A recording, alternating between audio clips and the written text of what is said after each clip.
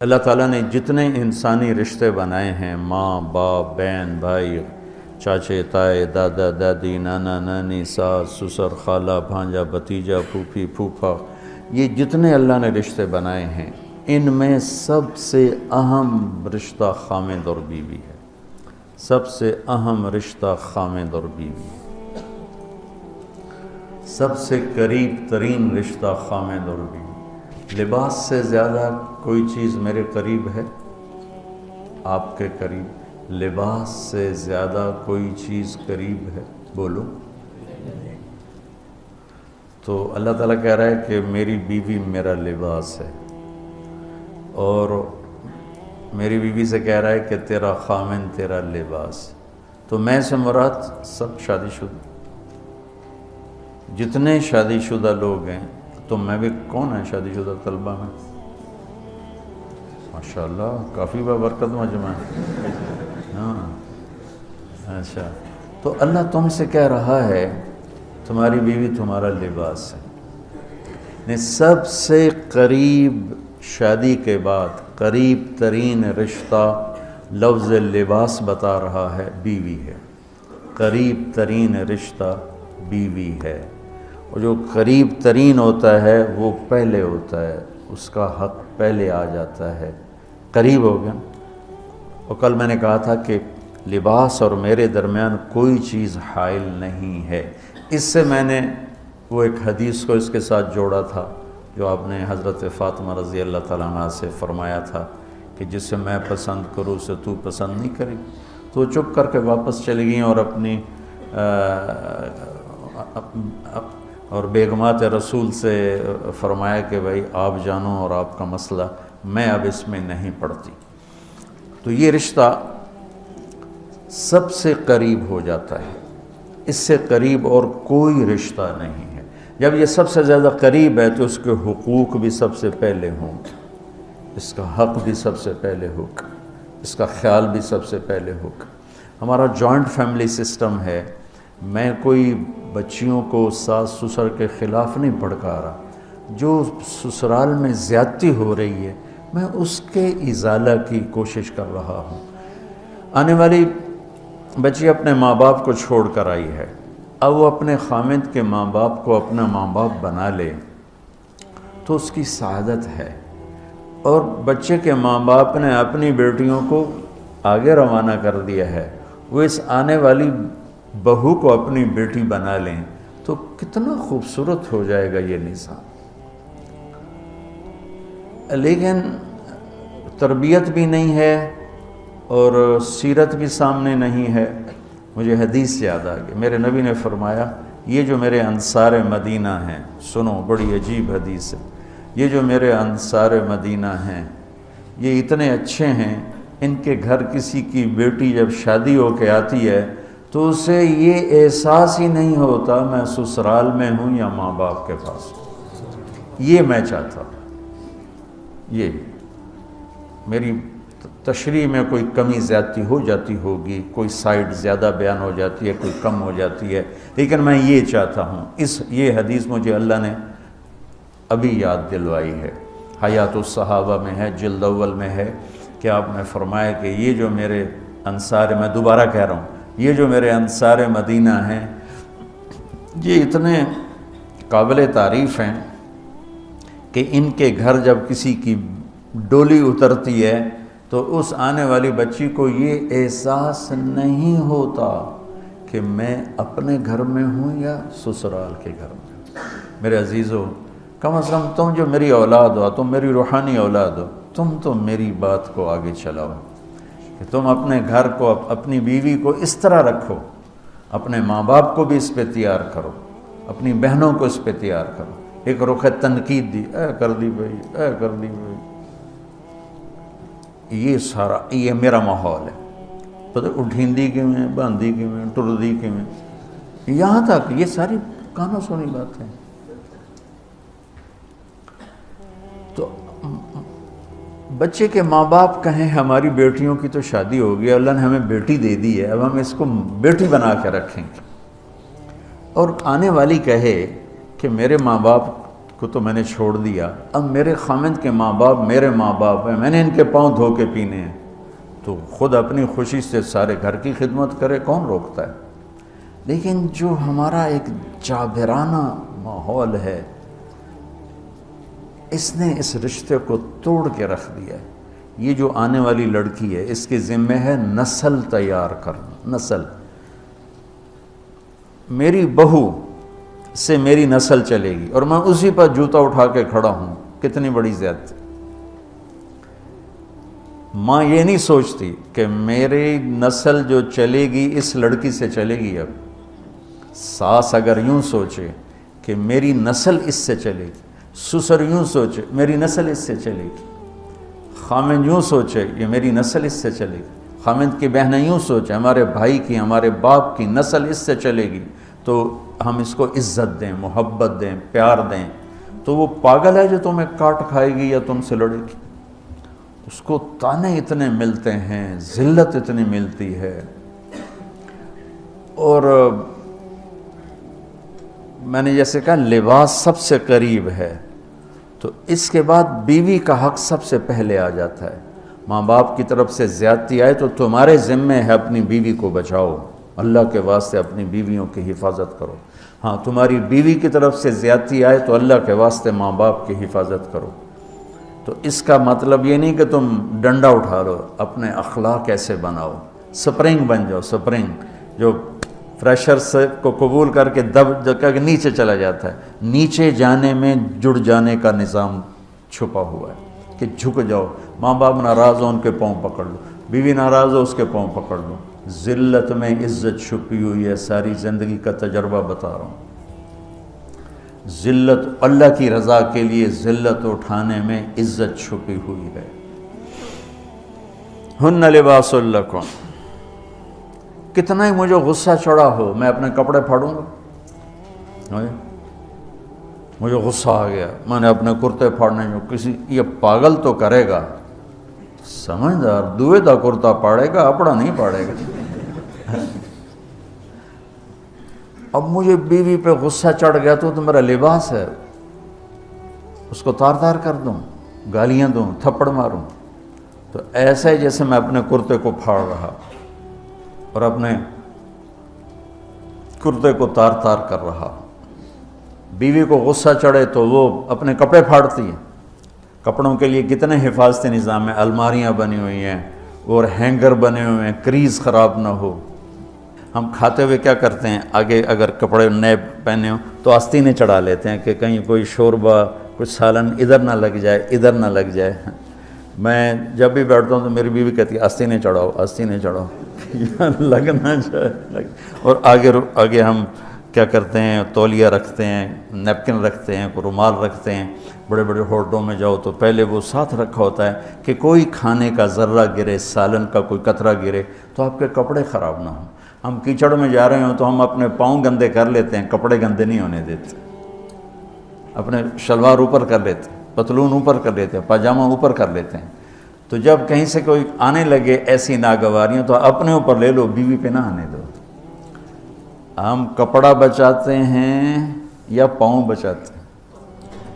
کپڑا بچاتے ہیں، شلوار اوپر ٹانگ لیتے ہیں، کرتے کو یوں سمیٹ لیتے ہیں۔ تو جتنا کیچڑ ہے حالات کا، واقعات کا، اخلاق کا، وہ کیچڑ اپنے اوپر لے لو، بیوی کو بچا لو۔ اور بیوی کیا کرے، وہ جتنا کیچڑ ہے حالات کا، واقعات کا، ناگواریوں کا، اپنے اوپر لے لے، خامد کو بچا لے۔ لباس کا اور کیا کام ہے، یواری سواتکم، یہ تمہارے عیب چھپاتا ہے۔ تو میرا کام کیا ہے، میں بیوی کی کمیاں چھپاؤں، ڈھنڈورا نہ پیٹوں۔ بیوی کا کام کیا ہے، خامد کی کمیاں چھپائے، ڈھنڈورا نہ پیٹے۔ دوسرا کام کیا ہے لباس کا، وریشہ، لباس مجھے خوبصورت بناتا ہے۔ یہ ایک واحد رشتہ ہے جو زندگی کو خوبصورت بناتا ہے۔ سب کچھ ہو، بیوی نہ ہو تو تنہائی کا احساس مار دیتا ہے۔ اس سے ایک اور مطلب نکلتا ہے کہ لباس کے بغیر ایک لمحہ گزارا نہیں۔ سارا دن پانی نہیں پیتے ہیں نا، اب میں بیان میں پانی پی رہا ہوں، لیکن 16 گھنٹے تو گزارے ہیں نا، پانی نہیں پیا، کھانا نہیں کھایا، 16 سیکنڈ لباس کے بغیر گزار سکتے ہیں؟ بولو۔ کوئی بھی کمرے میں نہ ہو، تم تنہا ہو، تم کپڑے اتارو تو تم اپنے آپ کو عجیب فیل کرو گے، تم خود اپنے آپ کو چادر میں چھپانے کی کوشش کرو گے۔ ان لباس ایک ایسی زبردست ضرورت ہے بلا دلیل کہ تم تنہا کمرے میں بھی کپڑے اتارو تو تم اپنے آپ کو عجیب سا محسوس کرتے ہو۔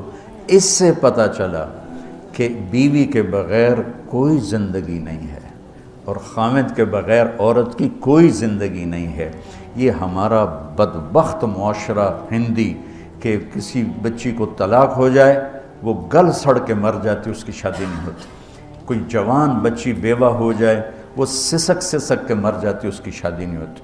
کوئی 40-50 سال کا ہو جائے مرد، اس کی بیوی مر جائے، کوئی اس کو لڑکی دینے کے لیے تیار کوئی نہیں۔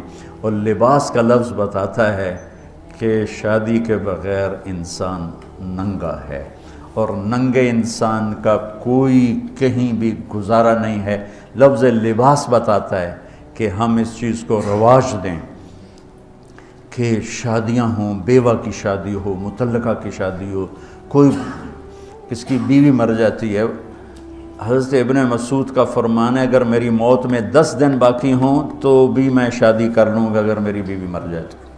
ابو ہریرہ کہتے ہیں اگر میری زندگی میں 7 دن باقی ہوں اور میری بیوی مر جائے تو میں 1 ہفتہ بھی شادی کے بغیر نہیں رہوں گا، میں شادی کر لوں گا۔ تو ہم ایک ہندی معاشرے سے متاثر ہیں جہاں بیوہ کی کوئی سنوائی نہیں، مطلقہ کی کوئی سنوائی نہیں، اور کوئی جوان بھی 2-4 بچے ہیں اور بیوی مر جائے تو اس کی کوئی شادی نہیں ہے، وہ سسک کے وہ بلک کے زندگی گزارتے ہیں۔ ہم لوگ اس کو رواج دیں۔ لباس، لفظ لباس بتا رہا ہے کہ جیسے لباس کے بغیر ایک لمحہ آدمی چین سے نہیں بیٹھ سکتا، ایسے ہی اس رشتے کے بغیر زندگی میں کوئی خوبصورتی نہیں، کوئی حسن نہیں ہے۔ ہن لباس لکم انتم لباس لہن۔ تو لباس کیا کرتا ہے؟ زیب و زینت۔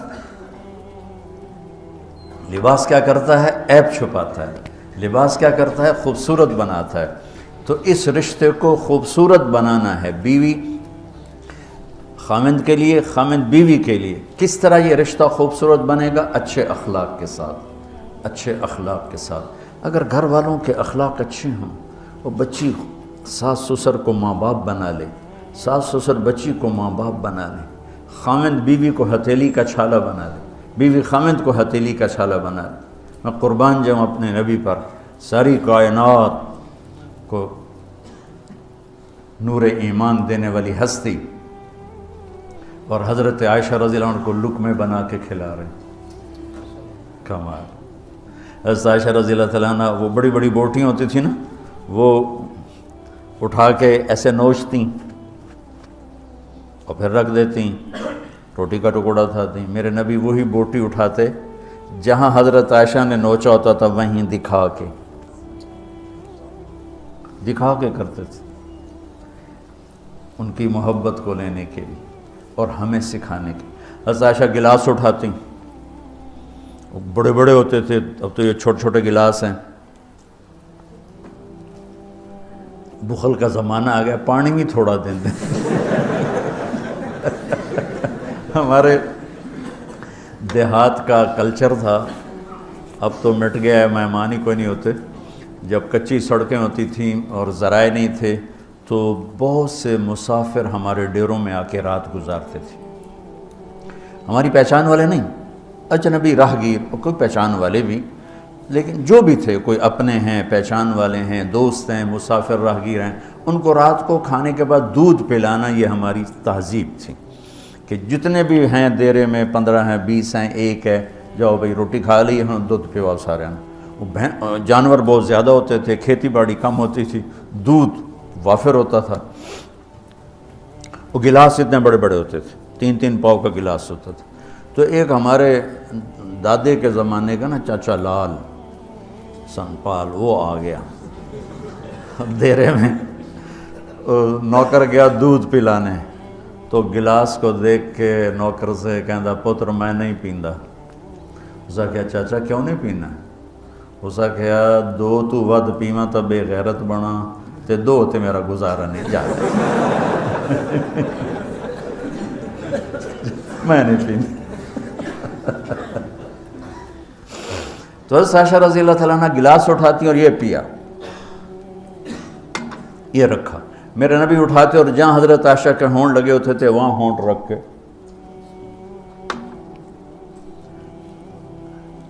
یہ زندگی سکھائی ہے. یا عائشو، کیا محبت سے بولا عائشہ نے، یا عائشو، یہ عاشقانہ انداز ہے، محبوبانہ انداز ہے. یا حمیراء، عائشہ آؤ دوڑ لگائیں. عائشہ مجھے پتہ چل جاتا جب تو میرے اوپر ناراض ہوتی ہے. حضرت عائشہ نے کہا وہ کیسے؟ کہ جب تو میرے اوپر ناراض ہوتی ہے نا تو یہ نہیں کہتی مجھے رب محمد کی قسم، تو کہتی مجھے رب ابراہیم کی قسم. جب تو میرے اوپر راضی ہوتی ہے تو کہتی ہے مجھے رب محمد کی قسم، اور جب تو میرے اوپر ناراض ہوتی ہے تو کہتی مجھے رب ابراہیم کی قسم. کہ یا رسول اللہ صلی اللہ علیہ وسلم نام ہی آپ کا نہیں لیتی، میرا تو دل آپ پہ کیا، میری جان قربان ہے آپ پر. عرب کے ماحول میں اظہار عشق عیب تھا بیوی سے. ہاں معشوق سے اظہار عشق ساری شاعری بھری پڑی. تم نے شعراء جاہلیت پڑھو یا بعد کو پڑھو، بھری پڑی.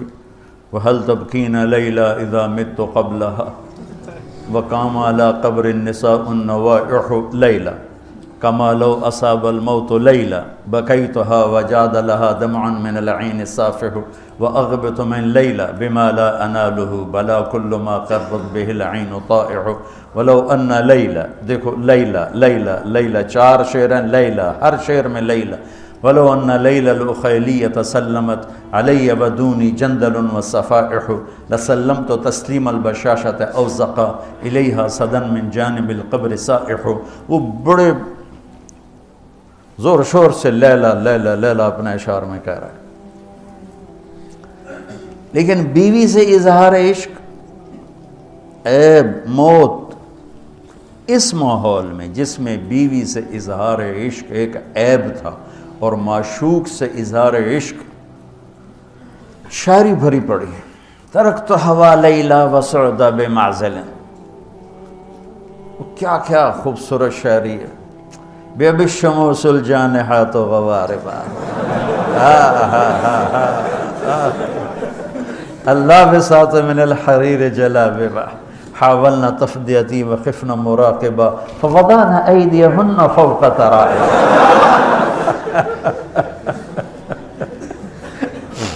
عرب کی شاعری بھری پڑی ہے عشق و معشوقی سے. اس ماحول میں میرے نبی سے ایک شخص کہتا ہے یا رسول اللہ من احب الناس الیک، آپ کو سب سے زیادہ کس سے پیار ہے؟ بھری محفل ہے، مسجد الگ نہیں کہ یوں کر کے پوچھ رہا ہو. بھری محفل میں آپ سب سے زیادہ کس سے پیار کرتے ہیں؟ تو آپ نے زور سے کہا عائشہ سے. اللہ اکبر اللہ اکبر. ہائے ہائے ہائے ہائے. وہ تو ہل گئے، وہ کہنے لگے، ان کی تو سمجھ میں نہیں آئی بات. تو انہوں نے کہا یا رسول اللہ میرا مطلب ہے مردوں میں آپ کس سے زیادہ پیار کرتے؟ تو آپ کو اندازہ ہو گیا بھائی کیوں یہ پوچھ رہا. اس کو ہضم نہیں ہوا جواب. تو آپ نے کہنا تھا ابو بکر سے. تو آپ نے فرمایا مردوں میں عائشہ کے ابا سے، ابوہا عائشہ کے ابا سے. کیا زندگی سکھائی. ہن لباس لکم وانتم لباس لہن، یہ تمہارا لباس ہیں. تمہیں کتنا ہی غصہ چڑھے لباس تو نہیں پھاڑو گے.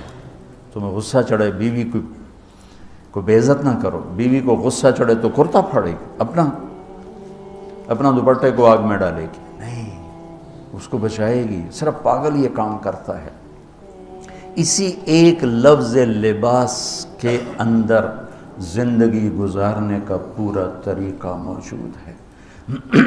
اور اسی کے اندر بیواؤں کی، مطلقہ کی، رنڈوے کی شادی کا اشارہ خوبصورت موجود ہے کہ لباس کے بغیر تو ایک لمحہ انسان نہیں گزار سکتا، کہ اس کو رواج دینا، اس کو رواج دینا یہ ہمارے ذمے ہے، اور اپنے نبی کی معاشرت کو بتانا یہ ہمارے ذمے ہے۔ ہم تو ان مسائل میں پڑ گئے جن کا نہ جنت سے تعلق ہے نہ جہنم سے تعلق ہے، الٹا وہ مسائل جس میں زیادہ اختلاف ہے اس میں زیادہ بولنا، زیادہ تقریریں کرنا، اس چیز نے ہمیں اپنی منزل سے بہت دور کر دیا، ہم کھو گئے ہیں، کہیں اور چلے گئے ہیں۔ تو اس عرب کے ماحول میں میرے نبی نے لباس بنا کے دکھایا۔ اور صفیہ رضی اللہ تعالیٰ عنہ چھوٹے قد کی تھی، اونٹ پہ سواری کے لیے وہ خود نہیں کر سکتی تھی، آپ نے اپنا گھٹنا آگے کر دیا، حضرت صفیہ نے آپ کے گھٹنے پر پاؤں رکھا اور اس کو زینہ بنا کے آپ نے ان کو اوپر چڑھایا، زینہ بنا کے۔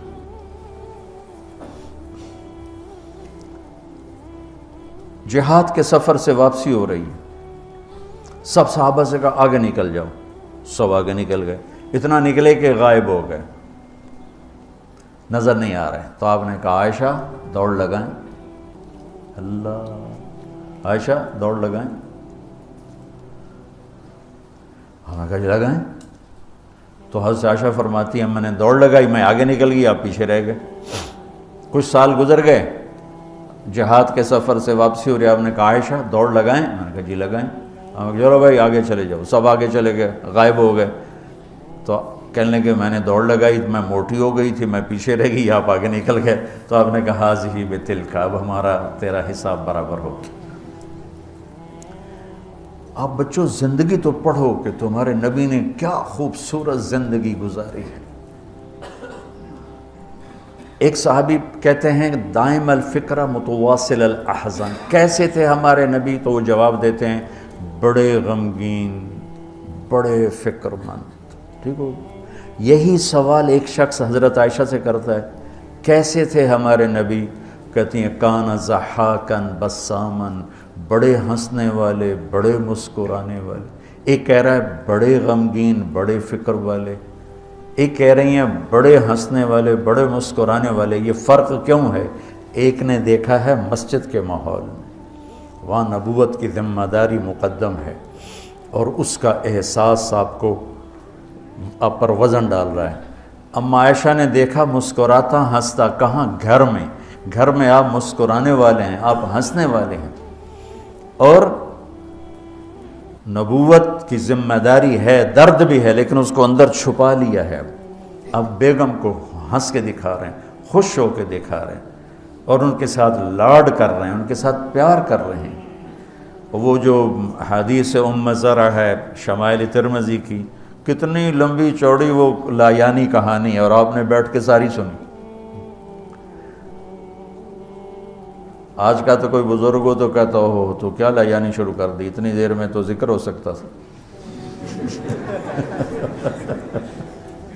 بیوی کے ساتھ لایانی بھی عبادت، وہ لایانی تو ہوتی نہیں بیوی کے ساتھ۔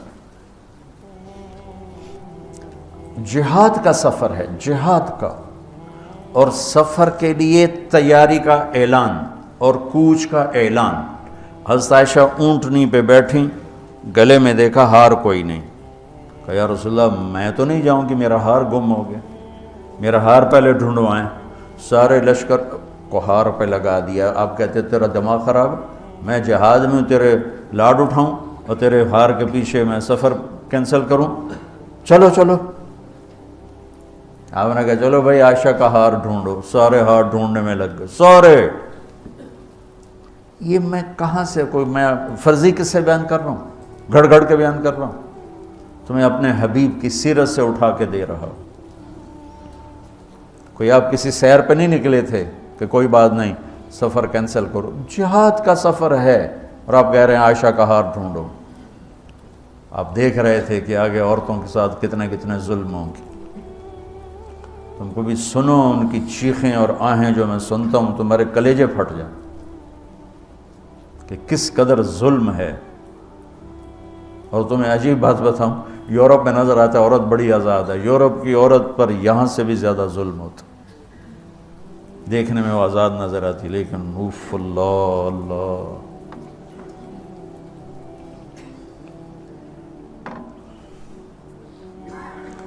شام ہو گئی تو قافلہ رک گیا، اب تو بھائی شام ہو گئی، ہار نہیں ملا۔ مغرب عشاء کے لیے تو پانی موجود تھا، اب عشاء پڑھنے کے بعد پانی ختم، چونکہ خیال تھا بھائی اگلی منزل پانی ہے تو وہاں جا کے نماز پڑھیں گے، تو اب پانی کوئی نہیں ہے، اور سب نے ابو بکر صدیق رضی اللہ تعالیٰ عنہ کو تانے دینے شروع کیے، تیری بیٹی کی وجہ سے اب فجر کی نماز کا کیا بنے گا، اب تو پانی کوئی نہیں، وہ وضو کیسے کریں گے، تیمم کی آیت ابھی آئی نہیں ہے۔ تو حضرت ابو بکر صدیق کو غصہ چڑھا، وہ گئے اللہ کے نبی کے خیمے میں، وہ تو باب تھے، تو آگے اللہ کے نبی حضرت عائشہ کی گود میں سر رکھے سو رہے تھے، حضرت عائشہ یوں بیٹھی ہوئی تھی، تو اب کیا کریں، وہ سوئے ہوئے ہیں تو بول تو سکتے ہی نہیں، تب وہ چہرے سے ان کو ڈانٹ رہے ہیں،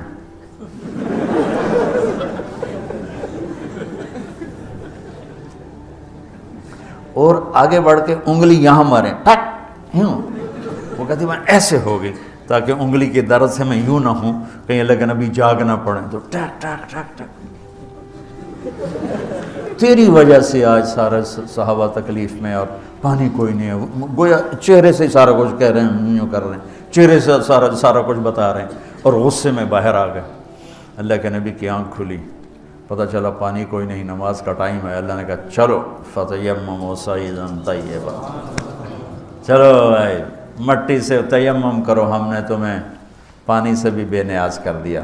تو پھر سعد بن عبادہ کہنے لگے ابو بکر تیرے گھرانے کی یہ پہلی برکت تھوڑا ہی ہے، اور بھی بڑی برکتیں پہلے ملی ہیں، پہلے سب ناراض ہو رہے تھے، پھر سارے خوش ہو گئے کہ یہ کیا مل گیا، اللہ نے ہمیں تیمم دے، کسی امت کو تیمم نہیں ملا۔ دیکھو نا، یوں کر کے کر لو، اس سے کوئی پاک ہوتا ہے، اور پھر یوں ایسے کر لو، چلو بھائی غسل سے بھی فراغت ہو گئی، پانی کوئی نہیں ہے تو ہمیں غسل کی ضرورت پڑ گئی ہے، تو اتنا ہی کام ہے، ضربتان۔ حضرت عمار بن یاسر نیا نیا تیمم کا حکم آیا تھا، پتہ تھا نہیں کیسے کرنا ہے، تو وہ سفر میں تھے تو ان کو ضرورت پڑ گئی نہانے کی، ان کا اب وضو کے لیے تو تیمم ہے بھائی یوں کر لو، لیکن نہانے کے لیے تو تیمم کیسے کروں گا، تو سارے کپڑے اتار کے ریت پہ کبھی یوں لوٹ کبھی یوں ہو رہا کبھی یوں ہو رہا، چھ بھی بڑے لمبے چوڑے عمار بن یاسر آ کر کہنے لگے یا رسول اللہ آج میں نے یوں تیمم کیا، آپ نے کہا انما یکفیک ضربتان، ارے وہاں بھی تجھے 2 ضربیں ہی کافی تھیں، یہ اور یہ۔ تو نماز پڑھی گئی، حضرت عائشہ نے کہا یا رسول اللہ ٹھیک ہے، ہار نہیں ملتا، چلیں۔ جب میرے نبی سے اماں عائشہ نے کہا چلیں، تب آپ نے کہا چلو۔ وہ جب اونٹنی کو اٹھایا تو ہار اس کے نیچے گرا پڑا تھا، وہ دھاگا ٹوٹا اور پھسل کے نیچے چلا گیا، وہ سارے ادھر ادھر ڈھونڈتے رہے، اونٹنی کو کسی نے اٹھایا نہیں۔ اللہ نے تیمم کی رخصت دینی تھی، اور ایک ہمیں خوبصورت زندگی کا درس دینا تھا کہ اتنے بڑے سفر میں بھی بیوی کے لاڈ کو مقدم کیا، ضرورت کو نہیں۔ ہار ضرورت ہے؟ بولو بولو، اس لیے کہلوانا چاہتا ہوں کہ تمہیں مشکل سبق بتا رہا ہوں، یہ یہاں کرسی پہ بیٹھ کے بتانا بہت آسان ہے، جب ناگواری آتی ہے پھر پتہ چلتا ہے کہ اب اپنے آپ کو سنبھالنا کیسے۔ اگر ناگواریوں کو سہنا سیکھ جاؤ گے تو تمہارا گھر جنت بن جائے گا، اگر ناگواریوں کو اگلنا شروع کرو گے تو تم اپنے گھر کو جہنم بنا لو۔ یاد رکھنا، شکل صورت چند دن، روپیہ پیسہ ایک دن بھی نہیں، کپڑے زیور گاڑیاں چند دن، اور اخلاق موت تک ساتھ دیتے۔ اخلاق کا حسن کبھی باندھ نہیں پڑتا، اخلاق کے حسن و جمال کو کسی میک اپ کی ضرورت کوئی نہیں۔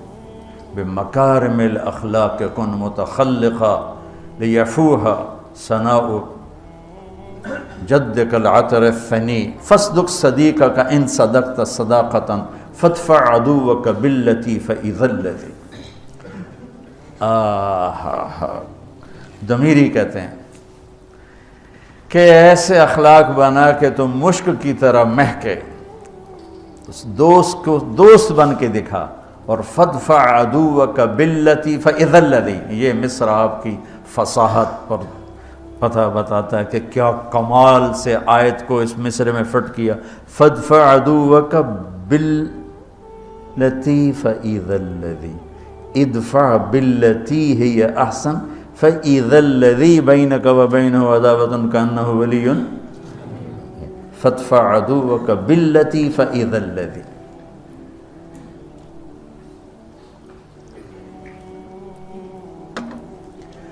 تو یہ رشتہ بہت مظلوم ہے اس وقت، بہت مظلوم ہے.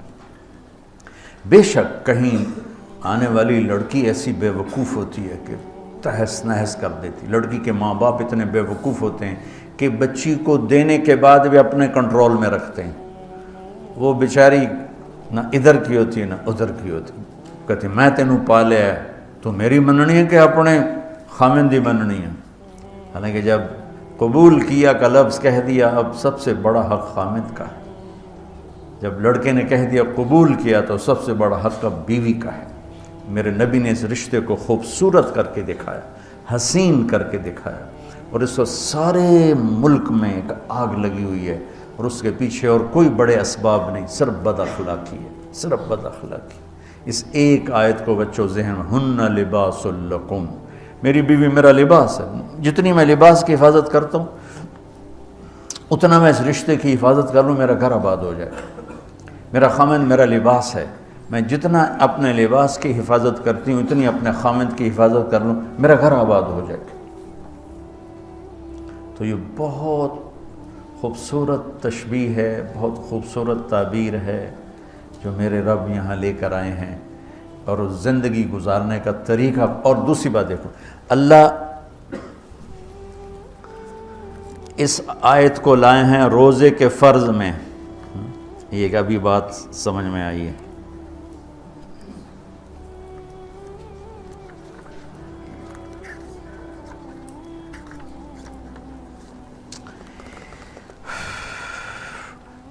پیچھے آ رہا ہے یا الذین آمنوا کتب علیکم الصیام، روزے آ رہے ہیں، ٹھیک ہے. یہ سارا روزہ آ رہا ہے، یہ سارا روزہ آ رہا ہے. اذا سالک عبادی، اس میں دعا آ گئی. پھر احل لکم لیلۃ الصیام الرفث، یہ معاشرت آ گئی. اس کے بعد پھر اللہ تعالیٰ بتا رہا ہے کلوا واشربوا حتی یتبین لکم الخیط الابیض. فرض روزے کے درمیان معاشرت کو اللہ نے ذکر کیا ہے. فرض روزے کے اوپر بھی روزہ ہے، نیچے بھی روزہ ہے، درمیان میں معاشرت ہے. یہ ایک بات ابھی ذہن میں آئی ہے کہ ہم روزے کو جتنی اہمیت دیتے ہیں، عبادات کو ہم جتنی اہمیت دیتے ہیں، اتنی اہمیت ہم معاشرت کے احکام کو نہیں دیتے. ہم معاشرت کو سمجھتے ہیں دنیا داری ہے، میں بیوی سے ہنس رہا ہوں، کھیل رہا ہوں، میں اس کے پاس بیٹھوں وہ میرے پاس بیٹھی ہے، ہم کوئی گھر کی بات کر رہے ہیں، ہم اسے دنیا داری سمجھتے ہیں. اور میرا رب اوپر روزہ، نیچے روزہ، اور بیچ میں لباس لکم. کیا عجیب بات نہیں؟ اوپر بھی روزہ، نیچے بھی روزہ، اور بیچ میں ہن لباس لکم وانتم لباس لہن. جیسے اوپر بھی اخلاق، نیچے بھی اخلاق، اور بیچ میں تبلیغ. خذ العفو واعرض عن الجاہلین، اور بیچ میں ہے وامر بالعرف. معاف کرنے کو مضبوط پکڑو، نیچے زیادتی کرنے والوں کو معاف کرو، اور درمیان میں دعوت کا کام کرو. دعوت کو خوبصورت بنایا اخلاق کے ساتھ، اور بندگی کو خوبصورت بنایا معاشرت کے ساتھ. کہ اوپر روزہ، نیچے روزہ، اور بیچ میں آ رہا ہے تمہاری بیوی تمہارا لباس ہے، تمہارا خامن تمہارا لباس ہے. یہ ایک خوبصورت درس ہے بچوں. اگر اس کو میں لے لوں، آپ لے لیں، جو سن رہے ہیں وہ لے لیں، ان کی زندگیاں آباد ہو جائیں.